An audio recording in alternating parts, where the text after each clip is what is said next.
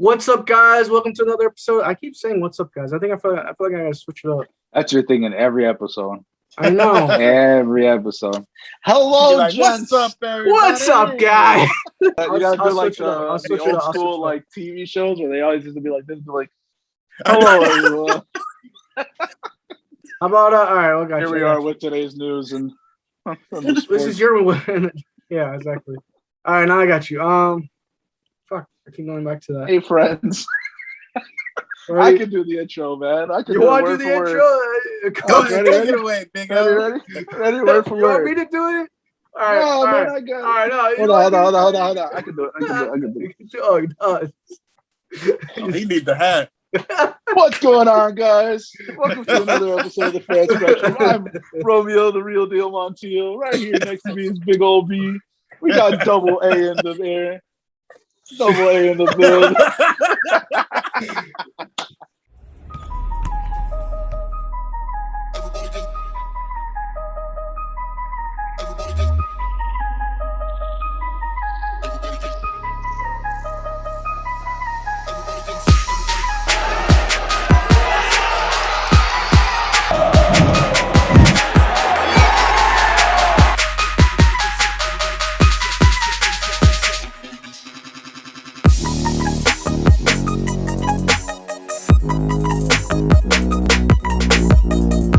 I'm good. What's up, guys? Welcome to another episode of the Fan Spectrum. We got a good show for you guys. The NBA Finals is going crazy. If you guys haven't seen that video of our take on that, definitely check it out. But right now, we're gonna stick with a little bit of basketball. I feel like after the off season, it's kind of nice. There's a lot of stuff going on too. I know USA's been losing as a country to Nigeria, man. I think that's definitely think that's kind of I don't know. A lot of people are kind of skeptical on it. I know they won recently, but to lose 2 games like that, how are you guys feeling about that, man? I know, like, LeBron's not there. A lot of people are saying because LeBron's not there, it's been a big deal. Nah. Or is basketball becoming America's pastime, dog? No, I'm gonna go out and say that I think this is a normal for them. Besides the Redeem team, I think the LeBron team, or I think besides them just whooping everybody's ass, there was past USA teams that did lose to those teams. Yeah. So it's not bad. It's good for that team. It's better that they lose now before the Olympics. 1, Right. 2. It's again chemistry. This is almost like a new team every 4 years. It's never the same roster. The most you see play is a guy play 2 Olympic games for basketball that I've noticed. They'll play those two, and then that's it, and then they're done. Gotcha, man. I mean, go ahead. Do you want to say something there? Yeah, I was just gonna say. I just think. It's exhibition. A lot of people are saying it's exhibition, but the talent around basketball is getting better around the world. So it's not like back then where USA was the dominant basketball force. Like, right, that's the what I'm talent saying. is Like, way better. Do you see the future of basketball in general in like 10 years? So America, USA is not going to be definitely the top dog. I mean, it's kind of always been like that. You see these, other countries coming up, but it's like baseball. I feel like baseball, US is, they're a tough competitor, but they're never really for sure the winner. And do you guys see that in the sense of basketball in like the next couple of years? You guys see like guys like Giannis with Greece, Luka, for instance. Guys are really good guys that are now. So Patty Mills did great for Australia. Right, and they're making their name in the NBA, and these guys, they could really rile up a team. Do you guys ever see, USA definitely losing that spot within a couple of years? I'll tell you this, no. And the reason why is this, right? Really? I'll tell you the reason why. No, yes, basketball worldwide is becoming a better sport where the game is just evolving all around. So everywhere is playing.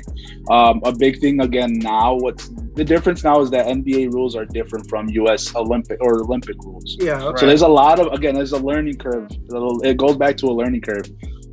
What it is I think, if you notice, it's almost like every other team for USA, there's like one good team, one bad team, or like one okay team, one good team, one okay team, right? So the year before the Redeem team, it was an okay team, right? It was like Iverson, some of those guys. They were okay, and that was the year that they didn't win gold. That was the year they lost. I think they won bronze. To Puerto Rico, they lost a couple other teams. Yeah, right. Exactly. They lost to like Spain or Argentina. Right. So there's that year. That following year, that following Olympics is when you have all these potential you have all these Hall of Famers. You got Bron, you have Coach. Like USA was like, we ain't playing games. Right. We coming back. So, but that's what I'm saying. Like in the sense of what we just had a 2-time former MVP that's not from America. That's very rare to see. Mm-hmm. You know what I'm saying? Mm-hmm. And I feel like in the sense of the future of basketball, in the sense of this country, I mean, like it's kind of, I don't know. You see all these new guys, Luka, Bogdanovic. And I feel like these guys, you know, they're getting more well known. They're getting big hype. They're getting far in the playoffs too. And I feel like, you know, they can definitely get a team around them that can evolve. I mean, like I said with baseball, you know, I feel like, baseball is a little different because it's more globally. I feel like basketball is definitely growing, but who knows, man? Who knows? I definitely could see a lot of stuff happening with that. Are you guys gonna watch Space Jam? Yeah, I am gonna watch Space Jam just because there's nothing else out. Black Widow, dog. You gotta watch Black Widow, man. Shoot. Bro, she died in Endgame, bro. No, I heard it was good. I will watch it though. I'll definitely watch it. I gotta watch both of them. I'm definitely taking my son to watch that. No, for sure. You got it's tradition. We had regular Space Jam. I feel you. See, it's tough for me because, you know, obviously Bulls and Jordan, but I'm sorry, man. We'll see. You just show, what you do is this. You let them see that Space Jam. Then you wait a couple of weeks, and then you're like, hey, I just found Space Jam. And then you play the original, and they'll be like, who the hell's that bald dude? Right. I don't know. I have a little feeling that LeBron might take the Looney Tunes, might take this movie to the top. We'll see, this is what's gonna happen. This is what's gonna happen midway through the movie, right? Midway through the movie, he's gonna see that granny. He's gonna trade her he's gonna trade her to the other team and try to get Klay Thompson from the other team. You sure it's not gonna be Anthony Davis? I would love to. I prefer that. But whatever. Probably. Right. We might see a Dwayne Wade sighting. Who knows? I heard about that. D-Wade. Yeah. D-Wade. I heard about that. But let's get into it, guys. So I was watching First Take the other day, and they're talking about, you know, when you think of LeBron, what team do you think of right away? And I think that's definitely a good question because, you know, he created the super team. You know, he brought relevance to Cleveland. And now he's with, you know, he just won it for Kobe in essence. So what? Go ahead, Brandon. I know you're waiting. Miami Heat. Miami Heat, LeBron. Reason why is because I'm a Bulls fan. I'm a Bulls fan. All right. When I tell you, I waited all day for the damn decision, and I was like, please pick the Bulls. And I heard I'm taking my tennis to South Beach. I was freaking heartbroken. Right. And that because I felt like we had the best. To be honest, I felt like we were the team that had the best to offer. LeBron, like we had the best. We already had the point guard situation. We had a center. We were gonna either get bring in Bosch. We had a good coach, bro. We would have brought in Bosch, or we would have brought in Bosch and LeBron. We would have been set. That's why. And then having to see this man get oops from Wade the next couple of years and be the team that loses to him every year in the Eastern Conference Finals. Yeah. For me personally, the Miami Heat Bron is the Bron that I remember for sure. And to me, as much as he did lose, I feel like that was LeBron at his peak, like at his top level, his strongest, his best LeBron, I would say. I say physically that was his prime. I mean, obviously he's getting some injuries here and there. I think physically that was like his most strongest, definitely. I think when he got smart is when he got really smart with it and starting to, like, you know, coach in essence, was definitely with Cleveland. And that's why I think with him, Cleveland is the first team I think of because he led that team, dude, literally. In both sense, when he was young and when he was older. And I feel like, first of all, if anytime you see a guy do it for his city, any player that, comes out of that city and plays for that team, it's always respectfully like, he did it for his town. I like that a lot. It's very rare you see that, especially at the high level like LeBron is. I definitely respect that. You put Cleveland on the map. And he's the face of Cleveland, I think. Definitely. I also think that, he did a lot of good stuff there, man. I mean, come back 3-1 to the Golden State Warriors. That's huge against that team. That's definitely huge, man. Against that team. And to do it like that for Cleveland was definitely a big spark that I see. That year, the Warriors broke the regular season record for wins. Which, thank you, because we still have the record technically. Well, we got the record, and we won. It's the difference. We lost one more game, but we won. It's fine. I mean, I just whatever. But I just feel like and then even when he was drafted, like he brought that young team to the finals, and that was the start of him having his name. And I feel like that's more or less what's more known for him. And for me, when I think of LeBron, I think of the Cleveland Cavaliers. What about you, Aaron? For me, I think that's such a hard decision, but I think it's a tie between Miami and because the story of him being a Cleveland boy in Ohio and him being the savior for Cleveland, and then the whole decision, and that's true. When he went to Miami, he created. Him and D Wade was probably, you could consider them one of the best duos in NBA history. And then for him to leave that situation, go back home to Cleveland and get him a championship, it's the whole story with Cleveland and Miami. I think they're all intertwined together. So it's like when you think of him, it's like you got to think of both teams, how he's screwed Cleveland, went to Miami, and then, win a couple of championships. But I feel like when he left Cleveland, it's like he left to learn how to win a championship. He learned how to win a championship, went back to Cleveland and helped them win. For sure, he got what it takes. He learned from he not necessarily what it takes because he knows what it takes, but he learned. There's something he learned.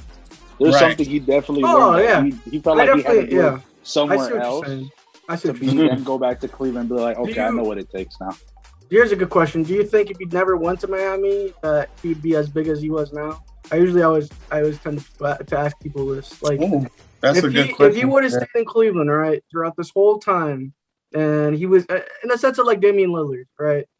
Do you think he would still be as big of a name right now as the GOAT per se? I think he'd be way more respected from everybody from a standpoint. Right. He'd still be big. He'd be way more respected, and he'd be looked. I will go out and even say he'd be looked at the eyes of like Kobe, and from the standpoint of like a guy that's stuck with his team, that's done his best to bring his team to become a winner, and brought players to come play with him because players would have came to him. He just decided to go somewhere else. But if he would have stayed I think because he was in Cleveland, it's a terrible market. Nobody wants to go play in Cleveland. Oh yeah, well, that's what I'm saying. Like, who goes on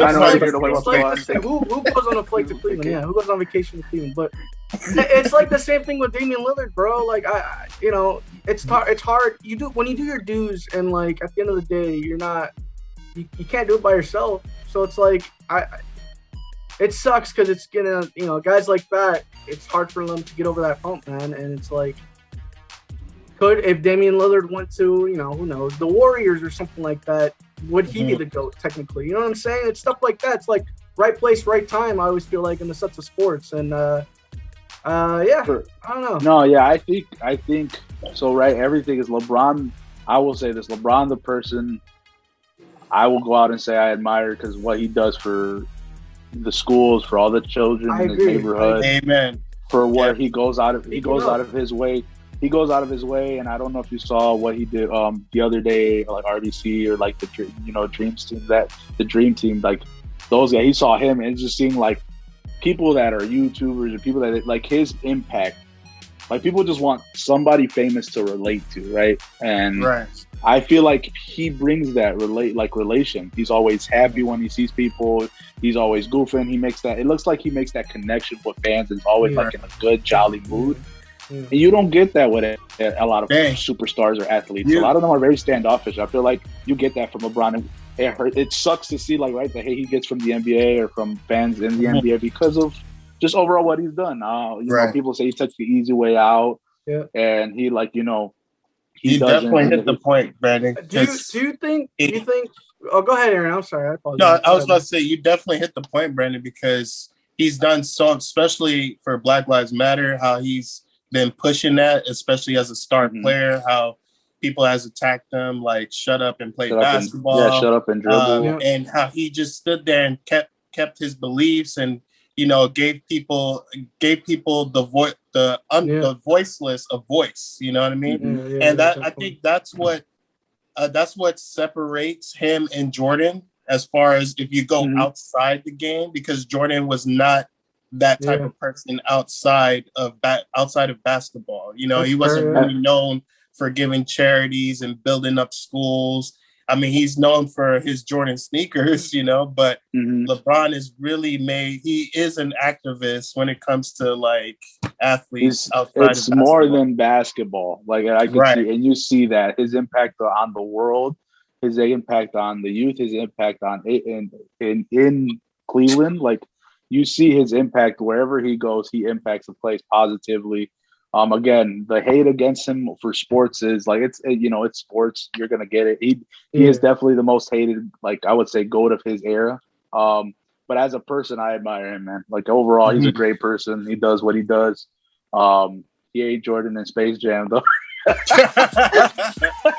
Big facts, dog. Big facts. So, all right, guys, that's our show. I hope you guys enjoyed our LeBron talks. I know it's definitely something to think about. Let us know how you guys feel. What team do you guys think of when you guys hear the name LeBron James? Like that button, subscribe, and this is Fan Spectrum. Peace.